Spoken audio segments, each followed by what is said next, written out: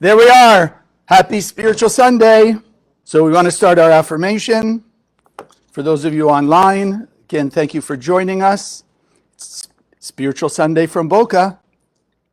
We're going to do our affirmation. We have to keep counteracting what the world keeps showing us. You know, every day, think about every day in every way, aren't we taught limitation? You can't do this, you can't do this. Look what's going on in the world. I mean, why do people argue? If you think about it, or let's say, why do people have a difference of opinion? Okay, unfortunately, it can turn into arguments and things like that. But why do people have a difference of opinion? They look at the same issue, they look at the same thing. Why a difference of opinion? You ever wonder about that? We don't think about it, right? We know consciousness is everything. We just assume my way is the right way, right? What I see, touch, taste, feel, that's it. The other person's saying basically the same thing, though. Right? What they see, touch, taste, feel, that's the real thing. So why is there such a difference of opinion? Different consciousness. Because the only reality in this world is the reality of the person. Right? Kabbalah 1, we teach, reality is not as it is, reality is as we are. So a person in a good mood, what tends to happen for the rest of the day? Unless they wake up and they change it. Right? Then the whole world shows them reasons to be in a bad mood. You wake up in a good mood, then even what yesterday might have put you in a bad mood, today doesn't bother you so much. So what we're doing with this affirmation is we're just constantly reinforcing our consciousness of the absolute truth, which means our goal, and we'll talk more about it today, is just to shine light on everybody. I want to be affected by the light, so we have to act like the light. So this is why we've got to keep reminding us, because the whole world keeps showing us ways and means that it can't happen, there's limitation, people are never going to change the world, people are never going to change, the world's never going to change. Look what's happened, thousands and thousands of years. There's still hatred, violence, animosity, discord, poverty, affluence, whatever, divisiveness in all the different ways, on and on and on. So what's changed? And this is what we're fighting in the Kabbalah Center, shifting people's consciousness, because things are changing. In my 35 years in the center, the world has changed from my point of view, because I know of the work of the center, we've got probably 1 million or so Zohars out there that weren't there 50 years ago, even 30 years ago. And the Zohar is the most powerful energy conduit in the universe. So that's changing things. Things have shifted. There's more people now learning Kabbalah in the center than ever in history. More people have access to the Zohar than ever in history. So there are things happening. But unfortunately, that opponent in our head puts in our mind the hugeness, the vastness of the darkness, so we don't tend to see the light. We don't tend to see the goodness. Right? Ask people. In fact, yesterday we had a group here, and I was asked them, because what's a typical thing? Is the glass half full or half empty? So if you ask most spiritually minded people, maybe even some, quote, religiously minded people, what do they want to say? What will they end up saying? Half full. Even though inside themselves they're thinking half empty, but who wants to be labeled as a pessimist? Right? So it's half full, half full, half full.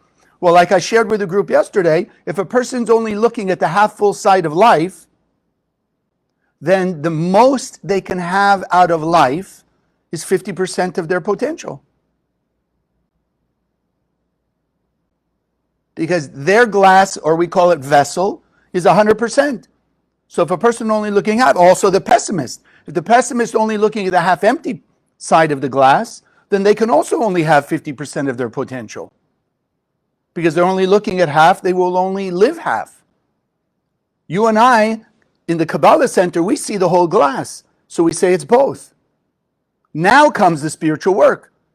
Take the light and use the light to strengthen us to be able to go into the darkness and reveal light. So this is why we've got to constantly remind ourselves, which is why we do this every Sunday, that we're here, the affirmation. Okay, so we'll say it together. Consciousness is everything. I raise my consciousness today to see the miracles and wonders of life.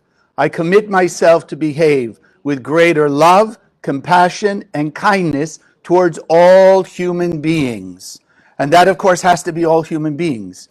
So let's get into today, because we talked about last week, that this would be a continuation. So last week we understood that the quantum physics of science is merely just a partial manifestation of what the Kabbalists have been teaching us for thousands of years, the quantumness of the universe. Kabbalistic quantum physics, that every human being on earth comes from one soul, and therefore 8 billion people are affecting 8 billion people every moment of every day. Simple. And just by the way, I want to thank those of you who are out there and those of you here who shared the video, because we had just, I think it was a little over double the amount of views and shares that we had than we've had pretty much the last number of months. So I want to thank you for sharing it. So it must have pushed some particular button, and I hope you'll just continue to make that your default setting. Just push the button, share the video with other people. Okay, so today I want to go on to the second part, because yes, 8 billion of us are affecting 8 billion of us, and we talked in ways and means how that works and what we can do about it. But now I want to go in a different direction, but also on a quantum level. Have you ever looked back on your life and looked at a particular situation and thought to yourself, I wish I could do it again. I would have made a different choice.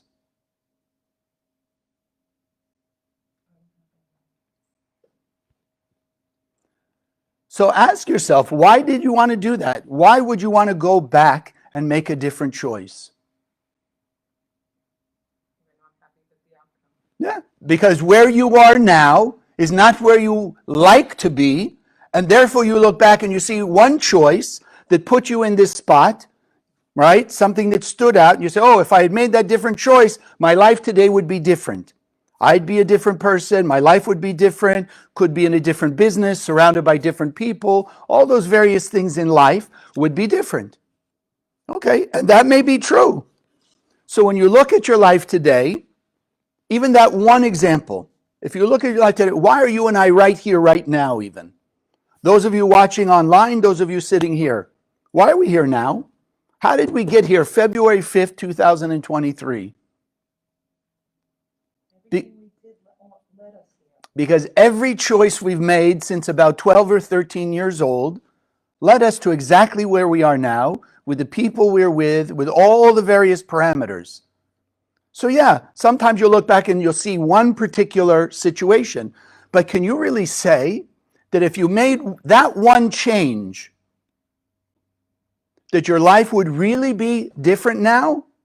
Or is it the opponent in your head saying, oh, yes, maybe if when somebody told you whatever, 10 years ago, 15 years ago about cryptocurrency, and you could have bought a cryptocurrency for $1, right? And you didn't do it because you didn't know what it was, and nobody around you had ever understood it. And now you find out, oh, it went from $1 to tens of thousands of dollars. You could have sold out. You'd be a billionaire now. So what will your opponent tell you? If you went back, if you would have bought that cryptocurrency at the $1, think where you could be now. But that's a very one-dimensional focus. Because how do you know, as you can look at the world, in that particular type of case, in California, when they first came out with a lottery, about 4, 5, 6 years later, suddenly there was a whole new branch of psychology to deal with people who had suddenly come into these vast riches, whether it was the dot-com boom or whether it was the lottery. And they were saying, all the statistics said, that people who won over $1 million in a lottery, or I guess in the dot-com, within 5 years, they were bankrupt.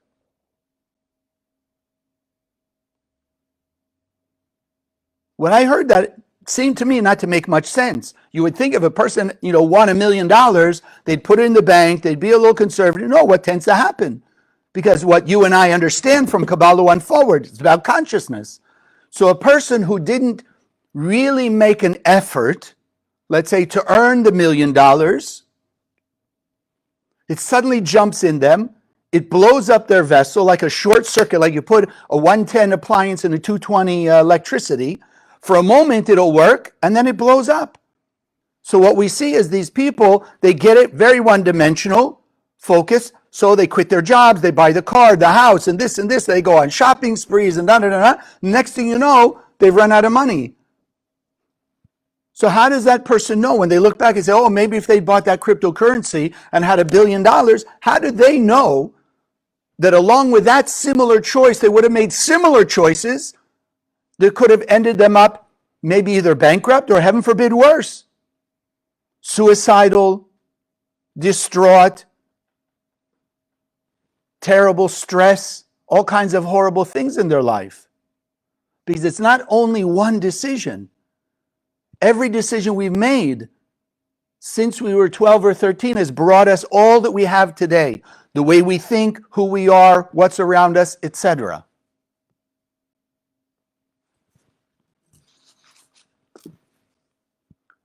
And because it's quantum, because there is quantum, which means everything is affecting everyone. Like we talked about, 8 billion people on the planet is affecting all 8 billion people. Well, then technically in the same way, if it's really quantum, then what we did at 12, 13, 14, 15, every year up till now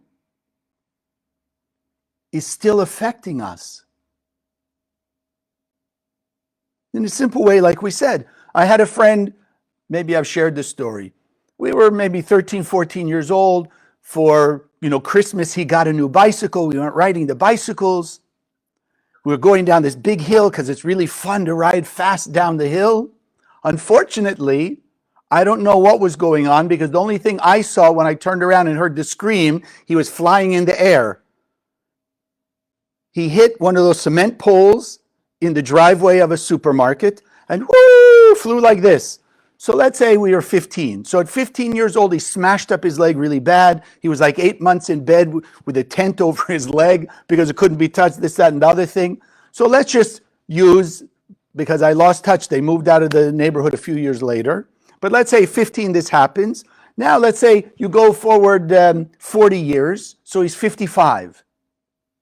Is it possible he could still be limping from that accident when he was 15? But if 15 had now disappeared 40 years ago, how come he's still limping? Because even in that simplest way, if everything is quantum, then his 15-year-old self is still affecting him at 55. Because what he did at 15, left untransformed, will affect him at 16, 17, 18, all the way till those 40 years later at 55. So when you and I look back on our lives, every decision we made took us in a somewhat different direction or continuing the same way we were going that brought us where we are now. Because unless the consciousness is changed, what kind of decision will a person make? Same one, over and over and over again. I don't know why I had to give you this example. Maybe somebody listening can relate or has somebody they know. But in the same way, okay, I'm just telling you what I got. So a person, let's say they're 18, they first go drinking, they go out with their friends, they get in a car, they drive drunk, and they hit a police car and have an accident. Okay. So again, 40 years later, that's still impacting them, right? Also in the good way, though, the good decisions we make, we say we made a good decision. Look, I picked this person in a relationship, I took this job, I made this career, I skipped the parties in college to just buckle down and study, so I got a good degree and a good job and all of this. Same thing, it's still impacting us.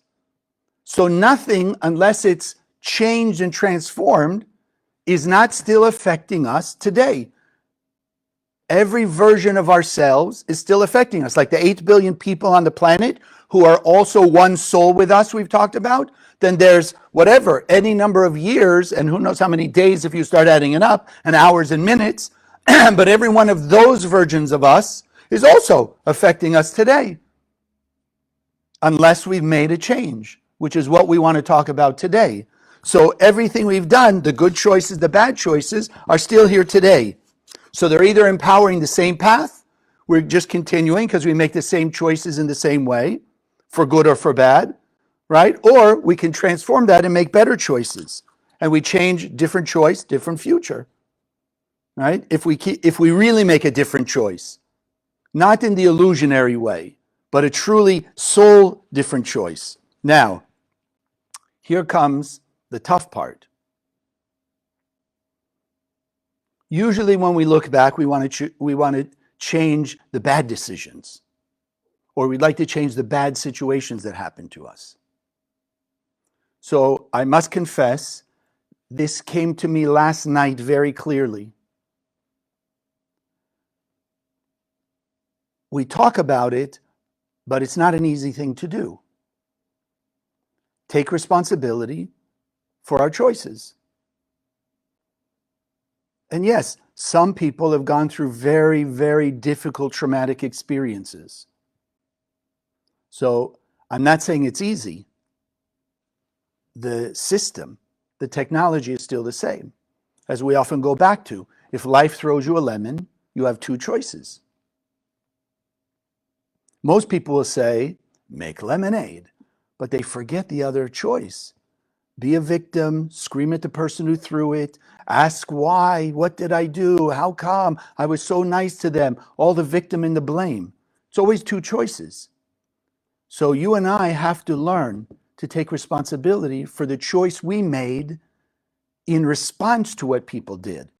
Yes, we may not have chosen that they come and do or say that thing, but we must take responsibility for how we responded. And here's what my revelation last night was. When a person doesn't take responsibility for their choices, then they don't own those choices. And if they don't own them, they can't change them. So it stays in its negative impact, because the victim will stay the victim and find more ways to be a victim. Once you say, I take ownership over the choice, yes, you can look back and say, okay, I didn't know better, I didn't this and this, but at least if you say, I chose to respond that way, now that I own that choice, what you and I are learning today, and we learn here in the center, then I can change it. But if I don't own it, I can't. It's like, can you walk down the block, walk into somebody's house and just say, you know what, I want to remodel the bathroom or the kitchen. It's not your house. You don't own it, you can't change it. Once you own it, you can do whatever you want.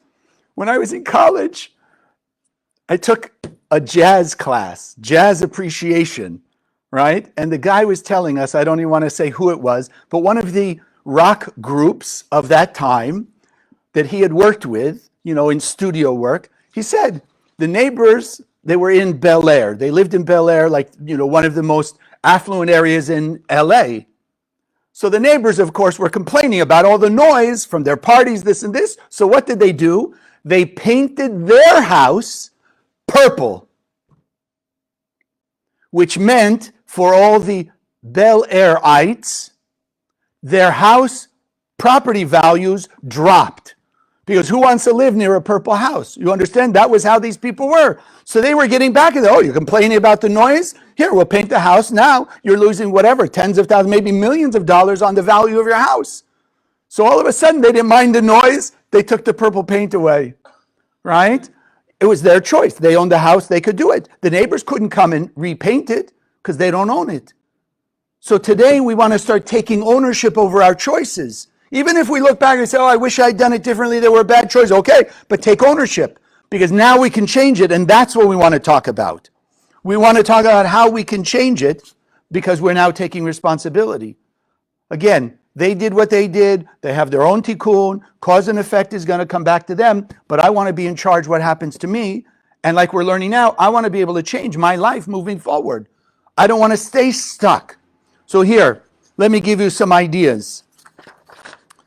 How do we change basically our destiny by making choices today? How are we going to change, essentially, we'll talk about that too, our past, or at least where we've ended up. So it starts with something that triggers us, some situation, some challenge. So let's say you're triggered, a situation happens, and you're triggered, you start to feel jealous, right? Whatever it was. Now, you have the same choice as you've had for all these years. Act with jealousy or act with gratitude. Act with happiness for their good. So obviously back then, if you're feeling jealous, it meant somewhere along the line or all along the line, every time there was a similar situation, you just acted out on your jealousy. You felt jealous, you acted out on your jealousy. And then what happens? The universe, like attracts like, universe brings back jealousy. So I'm asking you, encouraging you, the moment you're triggered, pause, we call it. Pause, stop for a moment, and then choose. Choose gratitude over jealousy. Now you put gratitude out in the cosmos, gratitude will go out and it'll come back. And suddenly you'll find more things to be grateful for. And like Rav Ashlag, the founder of the center, teaches us, gratitude or appreciation is the vessel, the container for our next blessing. The cosmos is pouring out the energy of blessings 24/7. But if you don't have a container to catch it, like rain, if you just let the rain fall on the street and go away, okay, that's it. But if you can build a container, imagine your swimming pool is a vessel. So it's an empty swimming pool. For whatever reason, you didn't fill it up. Now suddenly the rain starts. You take the cover off, you let it fill up. You've got a container to collect the water.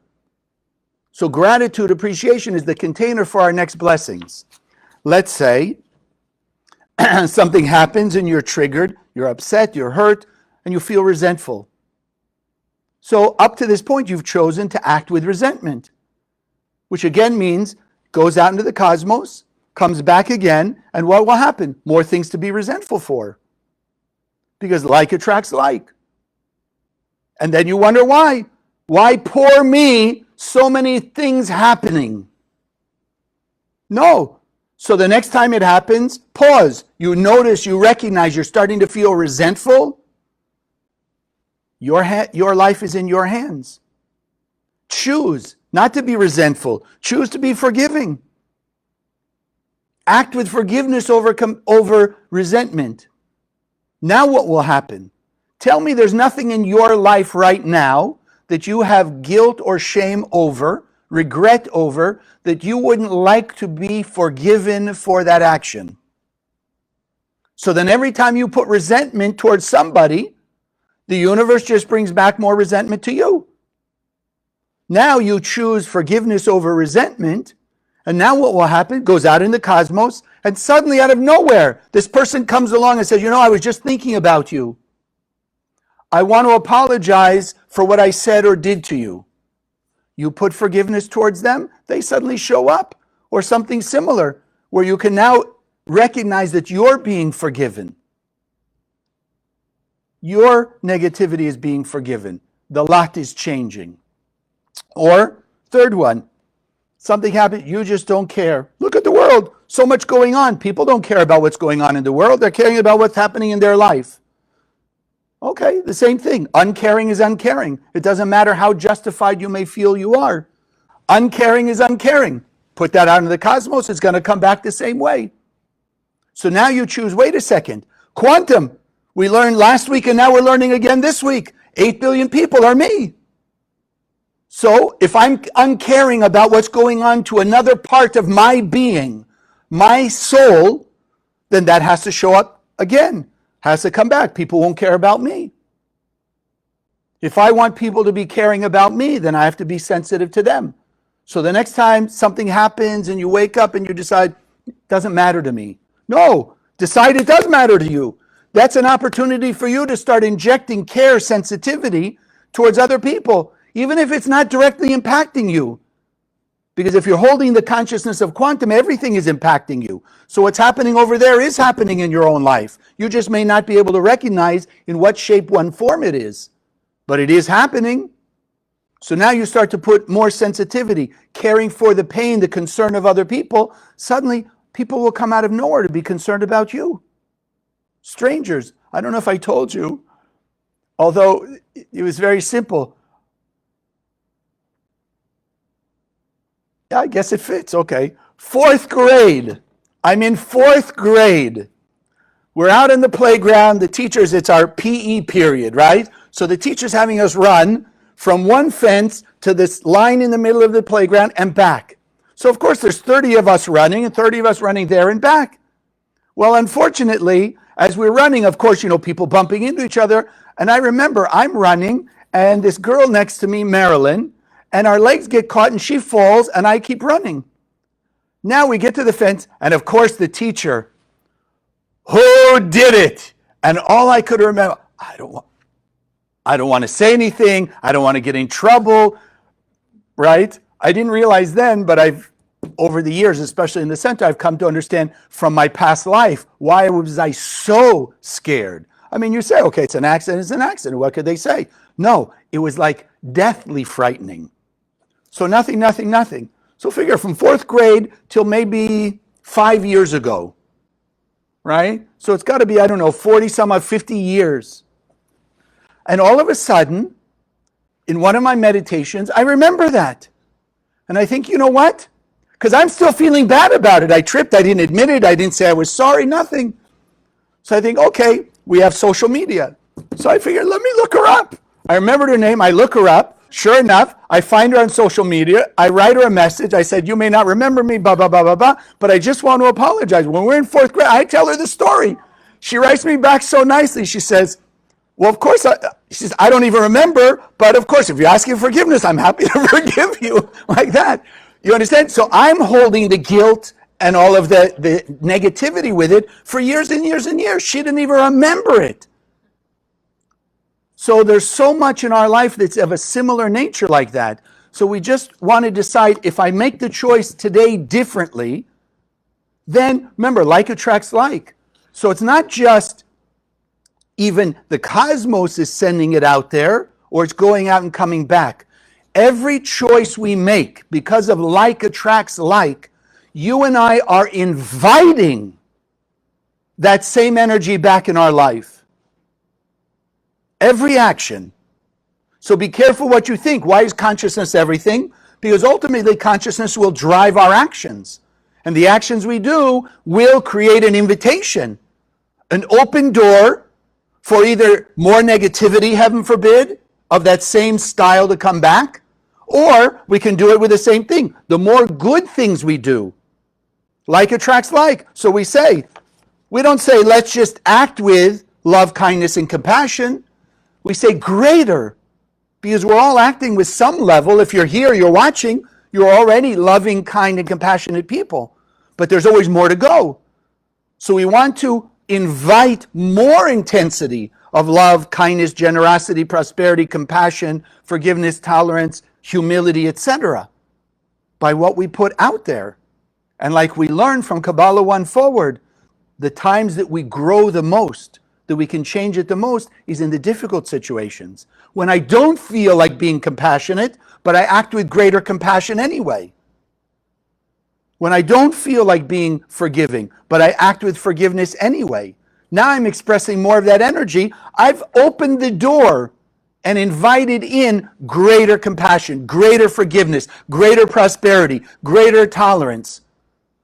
All the blessings we invite. The Creator doesn't do it.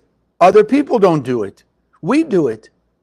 So yes, where there's a hole in our life, meaning where people see chaos, negativity, confusion, or whatever, darkness, it's you and I. It's because we've invited it. We've opened the door and say, hey, come on in, darkness. We don't think about it because we are such nice people. We don't realize what we're doing. Now you and I are learning to really be more conscious, more aware of everything we say, think, and do. More so day by day. And the more we are, the more we'll make better choices. And like this, we'll make the choice of the light over the darkness, the proactive over the reactive, following or doing an action that's fulfilling the mission that we came here. We came out of the endless world just to share our light like the Creator shares its light, 24/7. So every challenge is giving us that opportunity to do it more so and more so and more so, and therefore invite into our life more blessings, more of all the good. Even when it's just greater clarity. How good does it feel to be confused? Are you happy when you're confused? Why not? Because it's confusing. Why is it confusing? If you think about it, why do we find ourselves confused? That's a good question. Because why? we're looking at what's happening in the physical material world, and we don't realize it, but the voice of our soul, the energy of our soul that's filled 100% with light and eternal blessings, waiting to be manifest, that piece of our soul is saying, hey, it's not supposed to be like that. Now we're confused. We're confused because we believe it should be different. If a person really thought the situation they're in is the way it's supposed to be, quote, has to be, why would they be confused? That's the way it is.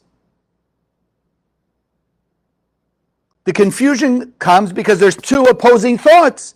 The thought of our soul says, no, you're supposed to have greater happiness, greater blessing. That's what the Creator installed in your soul. Yes, it's your job to let it out in all the ways we're talking about today, but it's there. Then the person looks and sees they're having trouble in their business, they're having trouble with their health, they're having trouble with relationship, having trouble with their kids, having trouble with the car, having trouble with whatever. Now it's confusing because they believe it should be different, but this is the way it is.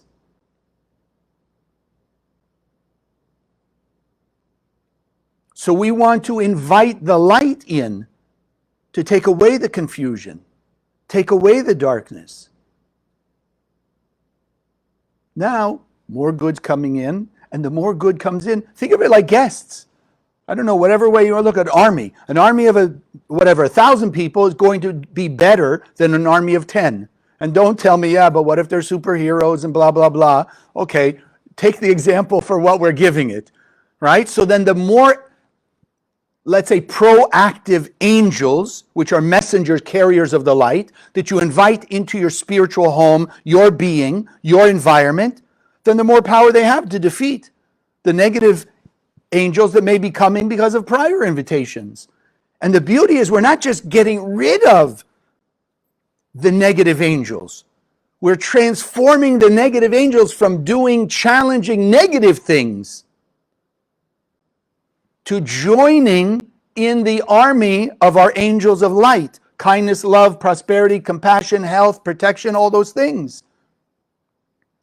Because if there's only the light, remember a number of weeks back we talked about singularity. If there's only the light, there's no negative angels. There's just messengers of our reactive behavior. So when they come back, we can change the invitation. We can turn them back into angels of the light. All the good stuff. That's up to us. And then the more power we have, the more we attract. Now, so how does it work? At least let me give you a little bit of an idea. Because people would still say, the past is the past. Okay, I can see myself making a new choice now. But again, quantum, singularity. What the Kabbalists explain, which now, I think they call it the superstring theory, something along those lines, right? The Rav used to say, when I first started in the 80s, the 90s, the Rav used to say, Kabbalah is 50th, 60th century science, and the scientists are only in the 20th century. So they got a few thousand years to catch up. So the Rav would always follow science to see how they were catching up. Quantum physics, computers, things like that, just validating the Kabbalistic teachings that everybody thought was crazy, far out stuff, right? Mysticism. Now, tell me that you look at a cell phone, and if you took it back 200 years ago, nobody would say it's mystical, right? Everyone would go, oh yeah, we expected that. No, to them it would be mystical. Even to some of us who didn't grow up with them, right? You carry this little thing around with you here, and you could talk to people all over the world. No wires, it's not plugged into the wall, right? So it's not wired all around the world. There's no transatlantic cable carrying those phone calls. It's going by satellites out in space somewhere. Mystical. So the Kabbalists explain that there are ultimately, let's just make it simple, 10 parallel universes going on right here, right now. Now, there's you and I are sitting here. We have what we perceive in this moment. You and I here in Boca, you and I around the world who are watching this. But in parallel universes, there's a version of us that's a little more negative, a little more selfish. But there's also above us, so to speak, till we get to the 10th level, there's a version of us that's a little more kind, a little more compassionate, right? Expressing greater love, greater kindness, greater compassion, greater generosity, greater tolerance, etc. all the way up to our perfect self, which is the Garden of Eden, where the world's living in peace. That didn't disappear. We just unfortunately started to create these other dimensions, living in these other ones. So then when we make these changes, like we're talking about, when we choose compassion, right, over resentment, we are not only changing today moving forward, so to speak, but in essence, what are we doing? We're jumping in a parallel universe where essentially 5 years, 10 years, 20 years ago, when we made that wrong or reactive decision, we're now in a universe where when we go back 10, 15, 20 years to that point, no, we're the person who actually in that dimension, we made the positive, the proactive decision. And therefore the future, which is already set, will look better. Because on level 8, it looks better than level 7. On 7, it looks better than 6. 6, it looks better than 5. On and on like that. So we literally also changed the true essence of who we used to be. I know, I think I just blew some circuits. Right? Because sometimes it's hard to think that way. But this is what makes our future different. We actually changed. Because in one level, like we're even saying today, who we are now is the totality of all those decisions. So when we today choose to make a different decision, we have in essence changed every version of us all the way back to that extent. So we jump parallel universes. So what's the center teaching us? How to do that faster. Right? Take every opportunity that comes your way. Every time a button's pushed, pause. We learn it from Kabbalah 1. Pause. Why is it in my movie? Meaning, what's the emotion that's waking up? That's the message that my soul is trying to give me. You were acting with resentment. You were holding resentment. No, now act with forgiveness. You were holding a sense of lack or stinginess. No, act with generosity. Be more charitable. You were acting with ego. Pause. Choose to act with greater humility. Put more light out there, you're inviting more light back in. And as we said, essentially 8 billion sparks greater, because it's got to go out to 8 billion parts of my soul. So we're starting to change all of our chaos to order, all of our darkness to light, and impacting 8 billion people at the same time.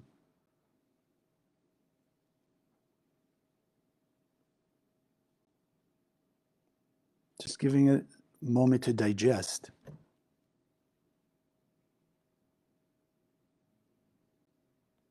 So think about which parallel universe you want to be in.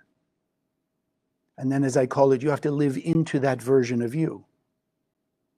There is, some of you may have heard of it, there is something that we do in the center called tikkun healing, which is perhaps a more proactive or preventative version of this, which is done one-on-one in one-on-one sessions where, in essence, through meditation and various technology like that, you literally go back to the time when you did, like, let's say I would go back to 4th grade and I would change that Chaim. Because if I can go back to 4th grade and change my decision, right, for all the spiritual influences that I was under then, to not admit, to not apologize, to not want to be known, if I can go back to that version, then I'm also in a greater quantum way, jumping more parallel universes. So let's say today something happened like I did. Okay, I realized it. So whatever, 5 years ago at that age, I was doing that thing. Okay, I moved forward. I made the change we did. Maybe I jumped one parallel universe. But if I could go back to my 4th grade version and I make that change there, maybe I jump 3, 4 parallel universes. So there is that available. And if you want to look into that, contact me, messenger me. We can see about arranging that kind of a session, but we could do something like that also. So I just want to kind of close up here with a story. One of the students that shared with me recently. So they had issues with one of their siblings, right? Because resentment over various family things. So he's telling me, you know, this and this and this, what went on and how come and all the whatever. And then comes to Kabbalah. What's he learning? Like we're just learning. Resentment just brings more resentment. Anger just brings more anger. The sense that they have more power or that they're lording their authority or whatever it may be, So he was feeling less than, little, small, right? Put upon. So they start to send light, send light, send light to the brother, send light to the brother, send light to the brother, send light to the brother, right? Still not talking, but sending light, sending light. Starts to feel a little better. And then one day, after maybe a month of that, comes and tells me, you know what? My brother texted me actually something nice. I mean, he was surprised, but because think of that other person that you're thinking about. So his brother, they're meeting together. Let's say it started 20 years ago. They're meeting together on parallel universe called 3. So they're both a little nasty. The one is the victim. The one is, less than. The other's lording the authority, arrogant, whatever you want to call it. Now, the one who comes to study grows and moves up from 3, let's say up to 5, by sending them light, acting with more tolerance, compassion, even forgiveness, moves up to 5. So what does his brother look like? Level 5. Because that's his reality. The student's reality is level 5. So the brother, the mom, the dad, everybody else who's in their family, all their friends or whatever, are now on level 5. So the brother just acts in level 5. Now, in perhaps the brother's own mind and own experience, he's still back on level 3. So he's still got all the chaos and whatever is there on level 3. But the student moved up to 5. So everything in his life up to this point, 5. You follow? That's the difference we're making. So then today, every decision we make is going to impact our life, our future.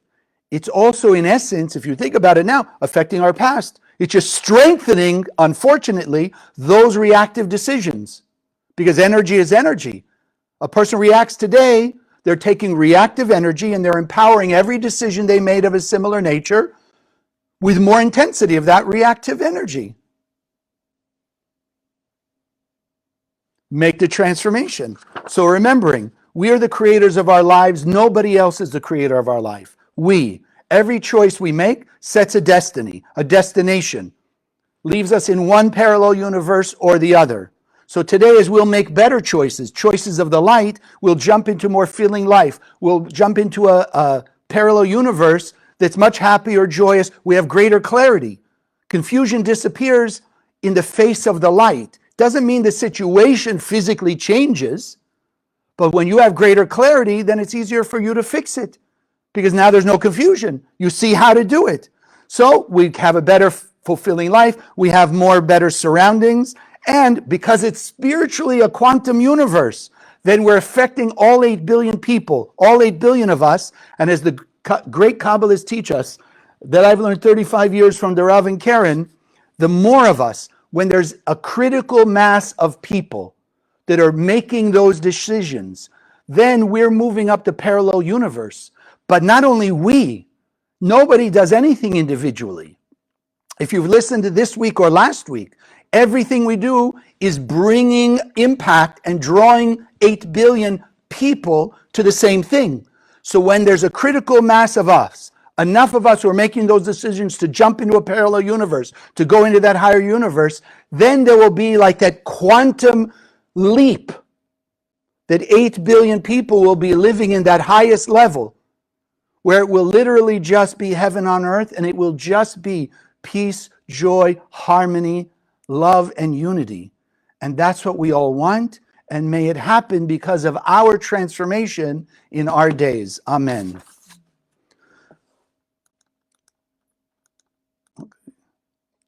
Those of you who are with us watching online, those of you here, you know this is the time of our offering. We cannot do this without your help and support, even just to maintain what we do here, no less to grow the projects. I do want to remind you, I had an interesting question a few weeks ago. Somebody was asking me, we're talking about, as we do every week, if you don't have a pocket Zohar, get a pocket Zohar, put it in your purse, your pocket, put it in your car, because it's protection as we're going to do our meditation. We all know that the Zohar just shines literally the light of the endless world. So someone was asking me, because I'd mentioned, that we're giving away to everybody. It doesn't matter who. whatever side of any argument, whether it's the Ukraine and Russia, whether it's, I don't know, China and Hong Kong, whether it was the Palestinian and the Israelis. So someone was asking me recently, why are you giving away to bad people? Why are you giving this holy book to bad people? So I explained, and I want to share, maybe some of you thinking the same thing, should only be given to good people. No, light will remove darkness, nothing else. So you and me in our level and everybody else out there in their level who are doing reactive things, why? Because we're under the clouds of darkness. Even we said today, if we're at level 7, then there's 3 levels above us, 30% of our potential that's hiding in the dark. Means that's where we're still behaving with a little bit of impatience and intolerance and jealousy and ego and arrogance and selfishness, whatever it is. So of course, when you give people the Zohar, you're carrying the Zohar, suddenly the light takes away the darkness and they will start to behave more loving and more kind and compassionate. I mean, essentially, people who are already 100% shining their light, even though they do keep it with them, but you could say they don't need a Zohar because they're already shining 100% light. But anybody else, the Zohar helps awaken the light inside our soul and take away the darkness so it's easier to navigate life in a more loving, kind way. So this is what we're doing. We want to spread enough Zohar until there's a critical mass of light and all the darkness is gone and the world will live in peace. Because everybody will run to everybody else. I'm so sorry, what did I do? They'll be kind, more generous, compassionate, humble, whatever it is. Everybody will just see the error of their way. They'll see where their spiritual debts are and they'll go pay them immediately. There'll be no more thought of selfishness, desire to see oneself alone, reactivity. It'll be gone. That's why we're spreading the Zohar everywhere. Besides the fact, if you want to read it, which you can accept or not, the Kabbalists say, the only way to see peace on earth with mercy is the book of the Zohar. Because it is the greatest light, channeling the greatest light. So take away darkness, everybody, like we said, will start to behave as the righteous people that the Creator created them to be. So the faster we get it out there, the faster your chaos ends. The faster the world comes to peace, and then nobody has any worries. That's the point. That's the mission. We're not here to grow a bigger organization. In fact, frankly, although we would like it to grow from that point of view, but some of you who are in big businesses, I mean, there's a lot of work to it, right? It's not an easy thing. So the point of the center is not just growing the center. No, the point is spreading the Zohar, spreading this wisdom till there's no more pain and suffering. Because we come from the lineage, I think we mentioned it, the Rav had his teacher Rav Branwein, who had his teacher Rav Ashlag, who had his teacher all the way back to Rabbi Shimon Bar Yochai, the author of the Zohar, or the man who channeled it basically. He didn't write it. Right? But he received it, put it in writing. So the only thing the center is about is speeding up the process. How we can all have our piece of the Garden of Eden now, in this lifetime. Who wants to reincarnate again? Okay, so this is why we take this time to bless our offering. So those of you here, just hold your offering in your hands.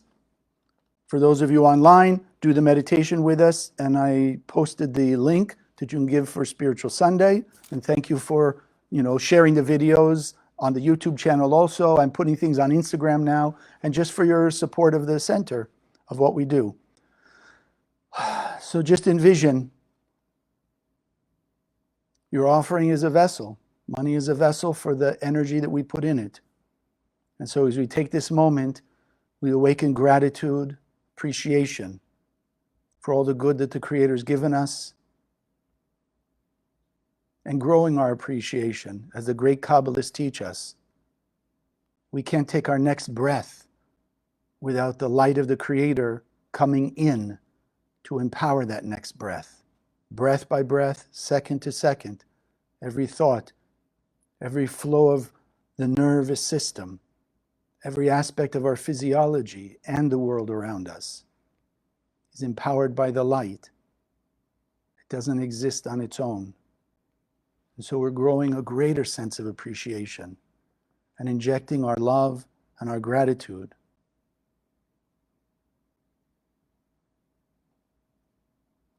And showing our appreciation by the gift we offer to spread the Zohar, to bring more people to this wisdom.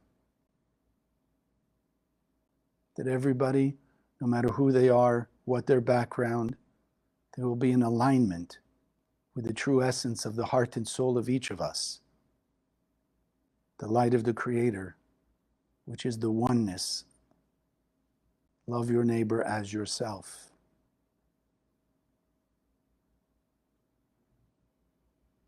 And so we inject greater love, greater care, greater compassion, greater light, and therefore inviting the universe to bring us back many, many more blessings of the light as we need it, when we need it, and how we need it.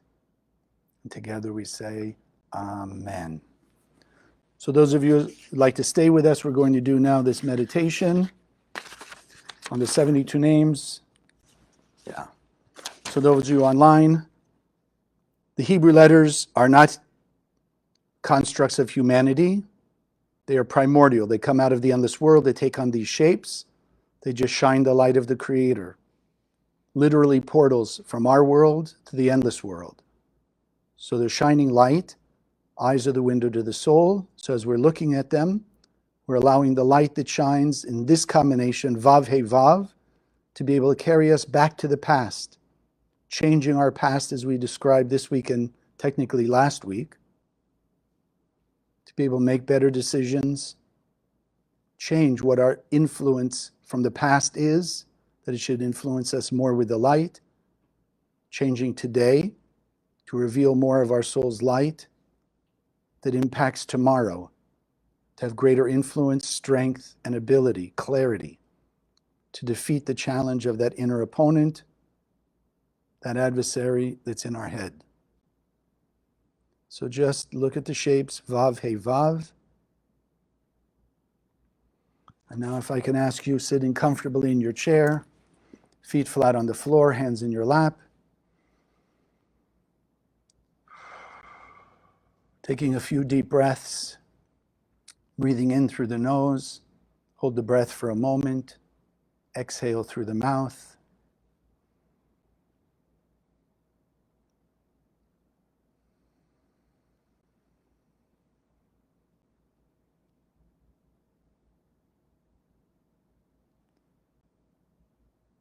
Allow yourself to relax into the chair, letting go more and more of whatever tension, anxiety, blockages, anything that's not the light of the Creator, letting it go, letting it disappear into the light that fills you and the light that's surrounding you.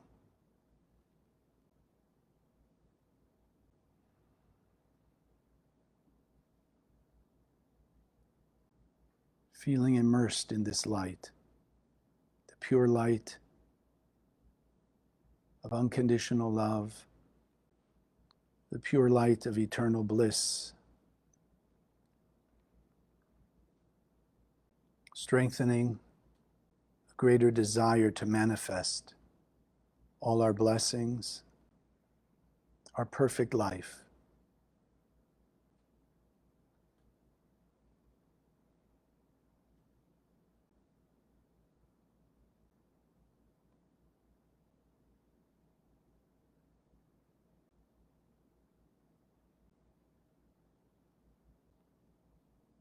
And so let's envision the Vav He Vav above our heads. See the beam of light that shines out of the endless world, that's channeled through these three light force particles, Vav He Vav. And we see them glowing with this beautiful, intense, powerful light of the Creator.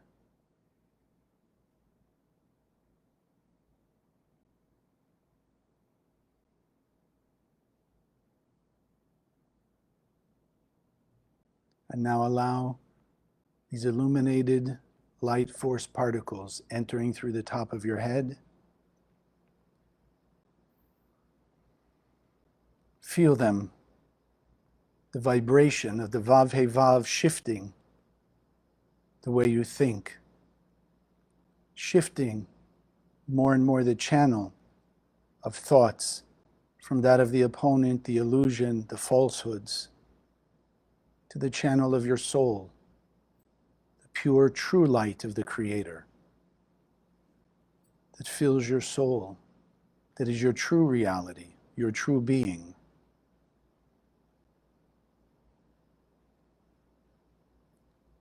Listen carefully to the thoughts that are awakened. The Vav He Vav pointing out decisions, choices that are exactly perfect for you today, that you need to change. The choice, not necessarily the particular situation, but the essence of the choice you made from within.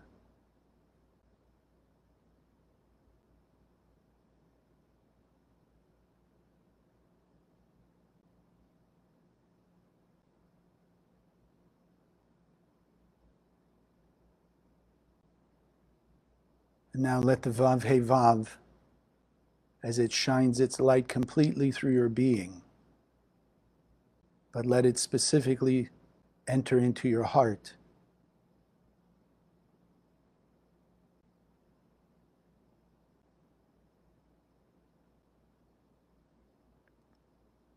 That is clarifying in the seat of your emotions, that you no longer want to hold on to. The hurt, resentment, blame, guilt, shame. You want to free your heart from those walls of prison that your heart's been trapped in. The Vav He Vav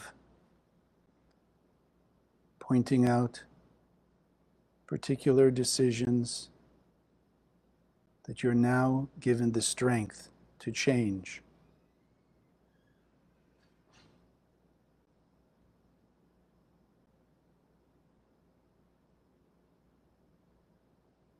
And the stronger your commitment to change, the more you can feel the goodness that comes as you will act upon and make those changes, choosing the light over the darkness, the long-term, lasting fulfillment over the instant gratification. The choice of fulfilling the mission that you came here for, being a channel of light 24/7.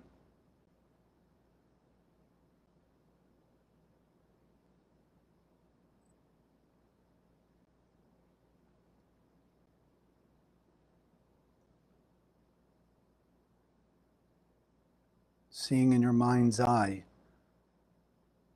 this powerful connection of light between the thoughts of the light in your head and the feelings of the light in your heart, that they are in alignment, choosing the path of the light and only the path of the light.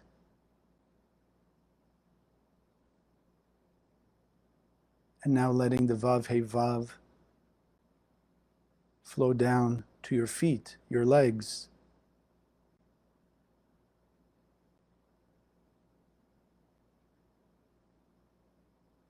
That the light gives them strength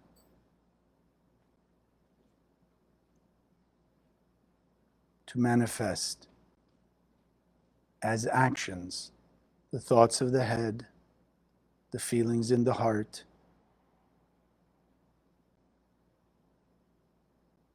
that they walk the path of the light in all way, shape, or form.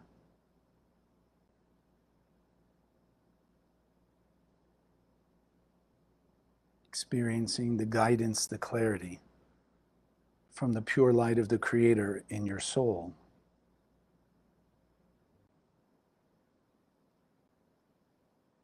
Walking that path, seeing, feeling, experiencing more and more of that light, greater peace and clarity.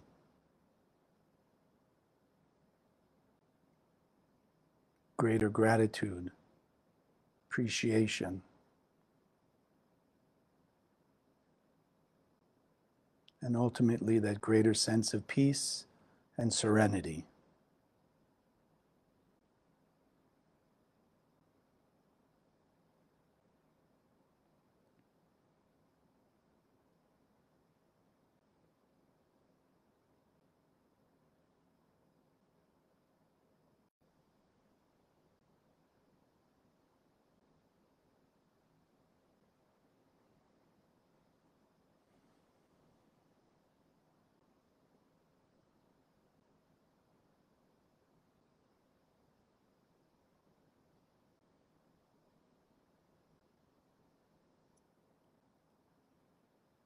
Let this consciousness, this experience, all that's been revealed to you, be engraved in your heart, mind, and soul. That you will remember it, that you will act upon it more and more each day.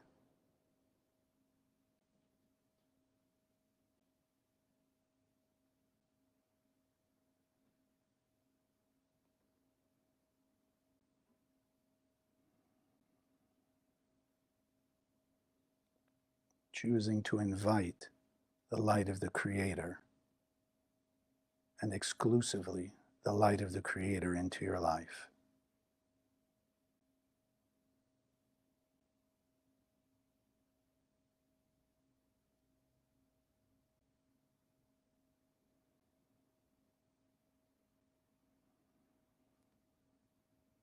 And together we'll take one more deep breath, anchoring this into our heart, soul, and mind. And slowly exhale. And as you do, opening your eyes.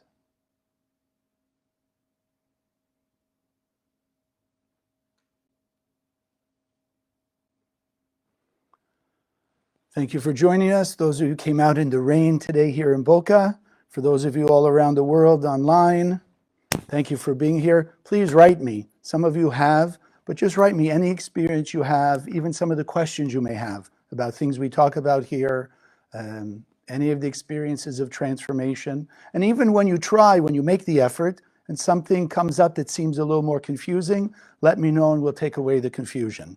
All right, God bless. Have a great week. I look forward to seeing you next week. Thank you for joining us. If you liked what you saw, subscribe to this channel that you'll be notified when we post new videos. Share the video with your friends, they can also benefit. And check out the website, www.kabbalah.com, that's Kabbalah, for hundreds of articles and classes. Wish you an amazing day, and God bless.